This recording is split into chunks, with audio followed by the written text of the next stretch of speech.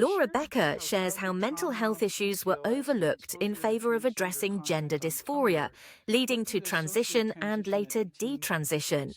After mastectomy, she felt worse and was later diagnosed with PTSD from childhood abuse and the gender transition itself. The experience led to the realization of self-harm through surgery. Those root causes changed your life since. So the thing about trans ideology is that it twists and inverts normal mental health treatment. So even though I had a lot of very well documented mental health issues since adolescence, depression, suicide ideation, self-harm, substance abuse, and undiagnosed PTSD, all of those issues were ignored in favor of only talking about gender dysphoria.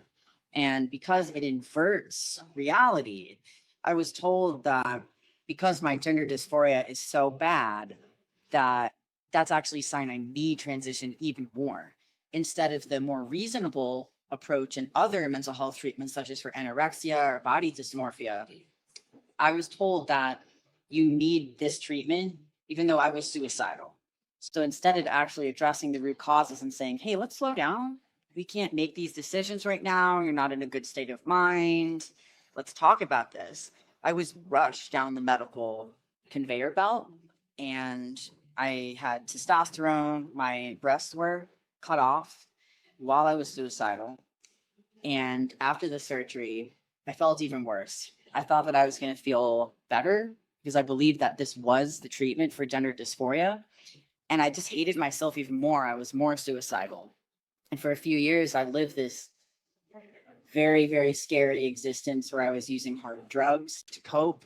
I would look at my chest and see the scars and pretend that I was okay with it because I thought, oh, this is me loving myself. But my body knew that I'd actually been harmed. And so when I was 22, I was diagnosed with PTSD from childhood abuse, and actually diagnosed with PTSD from the gender transition. And these clinicians said, you know, you had your breasts removed on a whim. And that hit me shockingly because I thought that I was doing what was best for me. But in reality, I was actually self-harming through the surgery.